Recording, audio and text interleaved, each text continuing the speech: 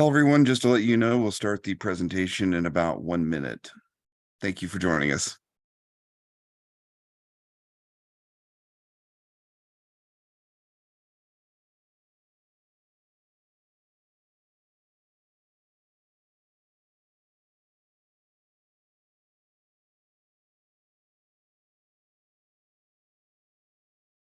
Hello, everyone. We'll start the presentation in about 30 seconds. Thank you once again for joining us.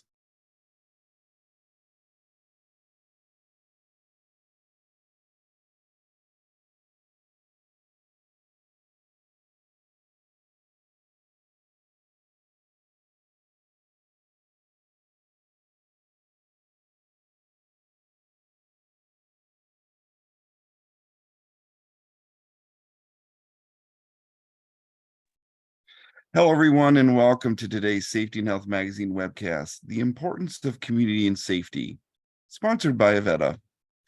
This is Alan Ferguson, Associate Editor at Safety and Health Magazine and co-host of the On the Safe Side podcast, and I'm helping moderate today's pre-recorded event. Thank you so much for joining us. We'll start the presentation in a couple minutes, but first, there are some housekeeping items. As a disclaimer, the views of today's speaker and organization are their own and do not necessarily reflect those in the National Safety Council or Safety and Health Magazine. Any mention of a commercial enterprise, product, or publication does not mean the council or the magazine endorses those items. For today's presentation, we will not conduct a live Q&A session, but we'll forward any questions to our sponsor, Avetta.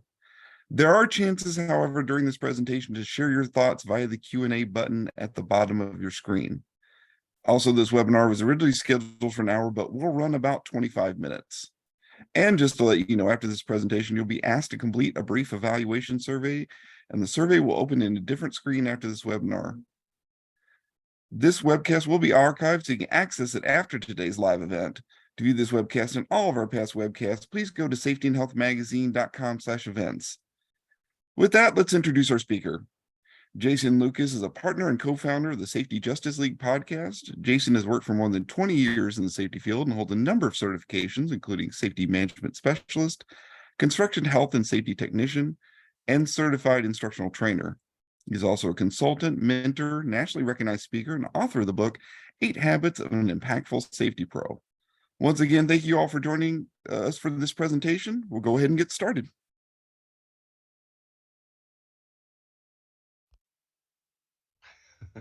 Thank you so much for that amazing introduction. We're going to talk today a little bit about the importance of community and safety. And we're going to start off by evaluating your safety community. Before I get too far along, though, I want to share real quick who I am. I know they gave a quick bio, but let me share just a little bit more. My name is Jason Lucas. I like to go by Soul Doctor because I believe that it's important to care about the total person and not just the work person. So, who am I? I'm Jason Lucas. I've been doing safety for a little over 20 years. I'm an author of a book called 8 Habits of a Impactful Safety Pro. I've been in crane safety, I've been in oil and gas safety, I've been in food manufacturing safety, I've been in a plethora of safety areas. So I'm really excited to talk about why community is important in safety. And we're going to talk a little bit about that as we get going. But I want to talk real quick about Safety Justice League because you see on your screen that nice little QR code. Safety Justice League is a trio of safety professionals that includes myself, Jason Maldonado, and Allison Short. And I think we have probably the most exciting safety podcast out there. We like to consider it more edutainment than just safety education because we really enjoy entertaining our audience with insightful interviews and just a lot of fun overall. So let's share. I want to share a little bit more about our community story from 2020 on. So everybody knows what 2020 means. 2020 is all about COVID. That's when everything started to get shut down. That's when everybody started needing community more than anything else. So if everyone else says it, it must be a thing. For us, community became a real thing for us. We started doing podcasting in 2020. We started doing virtual events in 2020. And then eventually, as COVID went away, we started to do more in person conferences like ASSP.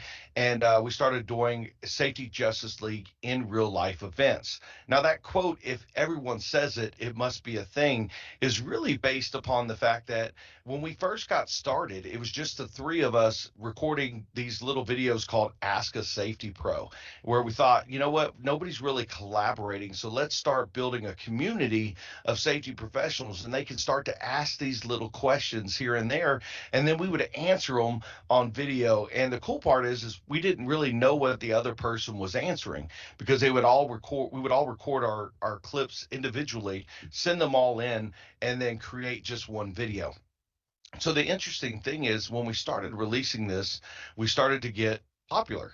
We already had kind of a following of our own each individually in the beginning, and that was when it was Abby Ferry instead of Allison Short.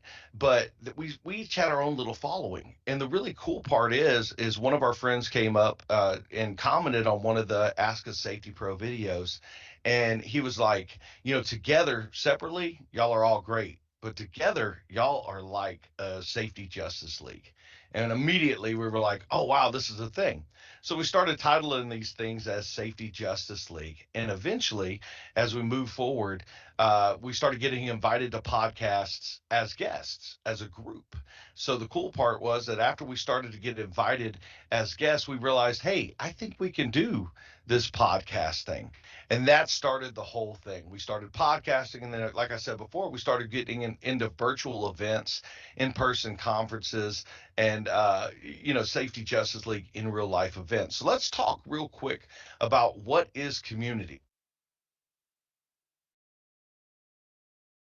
culture. So this is like how a job site or a warehouse or other smaller group of an organization or profession translates a culture into their own company. This is a true definition of your company's culture. So if I were to ask you questions like what is your company culture, or do you have a statement or mission that you can point to? How would you answer those questions? What are some of the ways that you and those in your immediate workplace display that culture on a daily basis? What did you do to embody the company culture today? What did you observe in others today? When you go to another site or another city, have you noticed any ways that culture is embodied differently than at your home base? So let's talk about what is culture. So, culture is the customs, arts, social institutions, and achievements of a culture. Doesn't necessarily need people to keep it in existence. It doesn't need care and feeding daily. We know about cultures that existed long ago, and there are no longer people around that represent that culture, but it still exists and it's known and it can be studied. So let's go back to community because cultures are dead. We want to live in a community. So when we talk about a culture, that's what's already occurred. We want to talk about community because community is now. This is again how a group of people live out their culture. And we want to make sure that every person that is part of that community has something that they can bring to the community and that they're receiving from the community. So more observations on community is what is it? It's like a dialect or a language in common.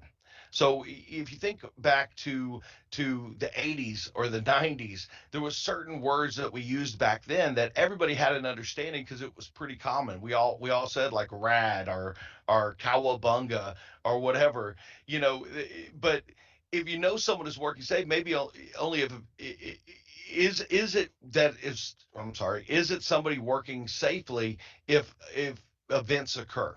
So the feeling of being on the same page is also what community is about. It's a translation of an overarching culture, a workplace or other. It's leaders who aren't managers that are often looked to for direction. These are the influencers that are on your job sites.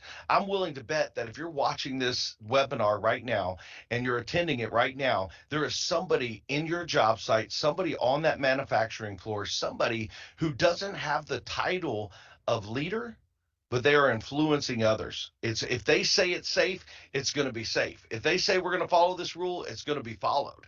But not everybody has that type of influence. So it's important to follow those people that have those type of influence and get them on board with what community is all about at your company. But let's talk about what community is not. It's not prescribed, and and often it cannot be specifically described. So it's not prescribed and often cannot be specifically described. It is not management or guru driven. It is not rigid. It's not the same every day, and it's understood completely by your competitors, and it's not understood completely by your competitors or industry profession peers. So how do we, the Safety Justice League, how do we create community? Yeah, I'm going to give it a little spoiler alert. It was mostly on accident. We had set out in the very beginning to be an organic group of safety professionals. We set out to be ourselves. That was the main thing. We just wanted to be able to bring who we are to the safety community. We wanted to provide a place where others could be themselves as well. We wanted to provide a voice for people that may not be getting a voice in safety. The funny thing about safety is it's mostly lone wolf. A lot of the time, you don't have a safety team surrounding you. You're doing it all by yourself, and it can be lonely. And we wanted to provide a place where it did not have to be as lonely to be in safety. We want to share valuable ideas and products with our community based on what we know about them.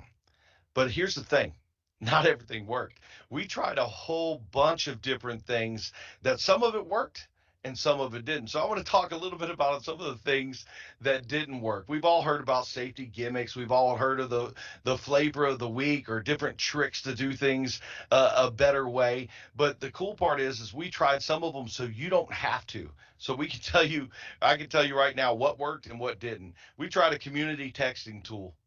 It fell flat. Like, here's our number, just reach out to us, it'll be awesome. Nope, didn't work.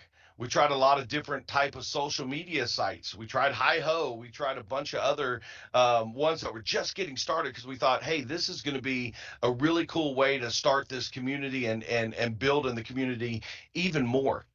Some social media sites work great. LinkedIn is a great site for us as a group, but it doesn't necessarily work for everybody. There's other sites that are fun, but they don't necessarily help us. We tried some live streams, and I'm going to just warn you ahead of time, never, ever, ever, ever release the link of a live stream that you're going to do into social media as a whole. Make people sign up for it because you will get some of the strangest people that you've ever met just jump on it because I think they look for these things. It's really weird. We even tried to do spin-off shows to where a guest of the show that happened to be really popular, they could fall under the Safety Justice League umbrella. Sometimes that worked, sometimes it didn't. But we tried some things. So we tried them, and that just to make sure that you don't have to. So here's what I want you to think about. I want to talk about your current community. How do we assess your current community? Do people come to you with workplace safety concerns? Do they talk to you about the annoying work? Do they talk to you about the things that they have to work around? Do they also talk about positive things that they may see out and about? Do people seek your opinion on safety products and philosophies? Do people ask you questions? Do they seek more knowledge from you? Do they ask open ended questions? Do they have more and more conversations? When they see you out in the field, are they looking to have that conversation for you? And do you have safety champions or other emergent safety leaders who are not managers or supervisors? Some of those the influencers that we were talking about. There are so many different ways that you can assess your current community, but you have to take the time to be willing to look around and see what you can see. And you have to be willing to have a conversation that's not necessarily about work. One of the best ways that you can build relationship with your workers is to ask them how they're doing today, or ask them who their favorite sports team is, or talk to them about, do they have kids? Do they have a wife?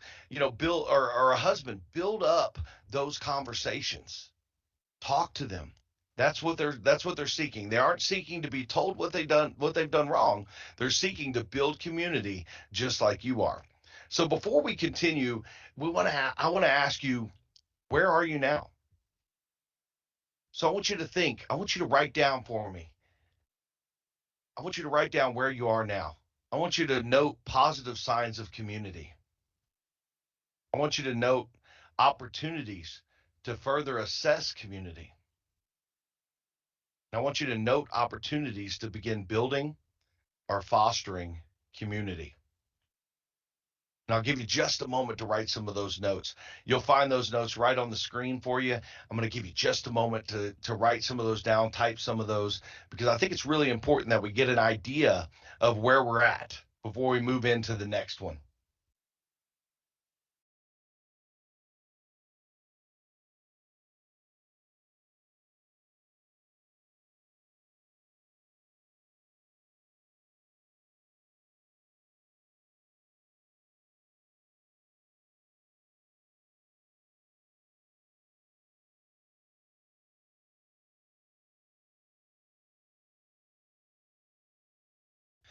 All right. Good job, everybody. Thank y'all so much for taking the time to write those notes down. But now I want to talk a little bit about activating your safety community. So we've done a pretty good assessment of what is a safety community, but how do you activate it? How do you get that community working? How do you get it, getting everybody encouraged to be a part of that? So I'm going to take you just a moment, and I want you to share your thoughts inside the notes of positive signs of community. I want you to share opportunities to further assess your community and opportunities to begin building or fostering community. That's what those notes were for. It's so that you can share them with the group, because community is about helping each other find the best ways to do things. So we're going to do kind of a community aspect on this webinar, and you're going to get the opportunity to share your positive signs of community, opportunities to further assess community, and opportunities to begin building or fostering community. So everybody take a moment to look inside the notes, and you'll get the chance to see what other people are doing, what other people's are seeing, and then you may have that chance to see that there's something that might work for you. And that's what community is about. It's about helping each other. It's about helping each other find a way. It's not a competition. It's community.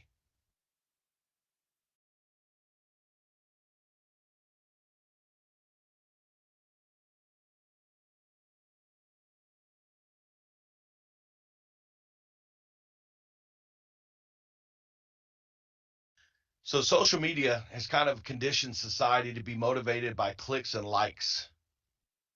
I don't know if you've noticed that, but when you post something that's really cool, it kind of motivates you because it's the clicks and the likes. But what we need to be working toward as safety professionals is we need to be working on getting fans for life. We want to get community for life. Short-term victories can get you places, but you must build momentum and trust. See, game thinking can benefit you quicker than you may think. So fans following in the long game, clicks and likes are fans for life. Short term victories are long game trust. Long term mindset, short term incremental growth and celebration.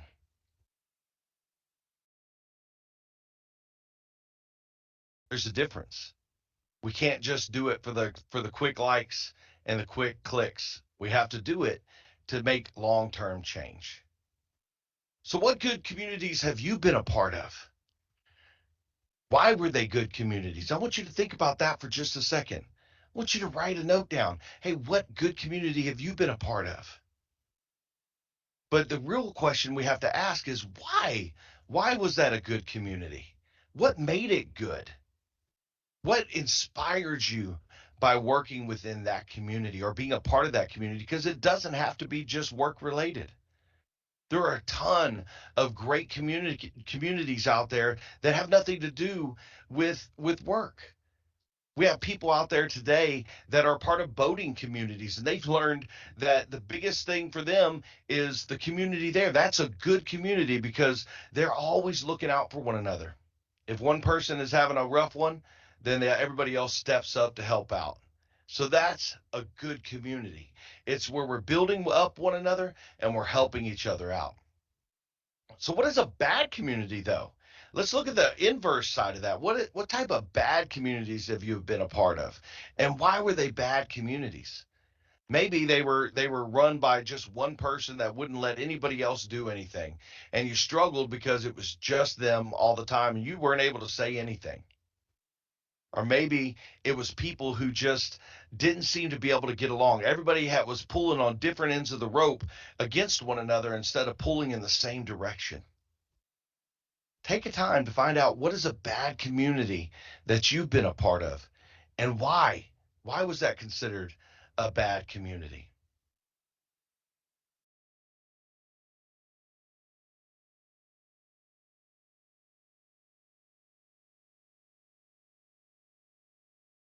Can't we just outsource this? At some point, the funny thing is yes, you can kind of outsource the work that you're putting in to build that community. Less for work for you to market the program as a whole, others will do it for you. This is true activation. So as you begin to build your community, you're going to get fans that are a part of that community, influencers that are a part of that community that more than anything, they just desire to help increase that community because they see the value in that community. Safety Justice League, we have super fans. We have people that will post about our podcast. We don't even have to post about them sometimes. It's fans that are posting about it. They post our stuff for us. But we have to continue to put effort into the community. So are you seeing signs of this already? How can you encourage those people that are bought into your community? They are the activator. Who is activating, who is echoing what you share? When you share something in a safety meeting, who's echoing that out to the field? When you share something in a manager's meeting, who's echoing that out to everybody who could possibly hear?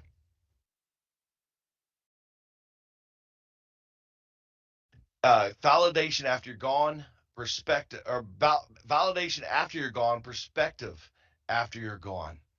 We need to make sure that we are putting value in our community by replying, by responding, by delivering. So when you've built up a community and you've built up people like we were talking about in the very beginning that come and ask you a lot of questions, or they talk to you about positive things, or they talk to you about what their struggles are at work, it is vital that we as safety professionals, that we as leaders reply to those things. And if we don't know the answer, that's okay. Say, I don't know the answer.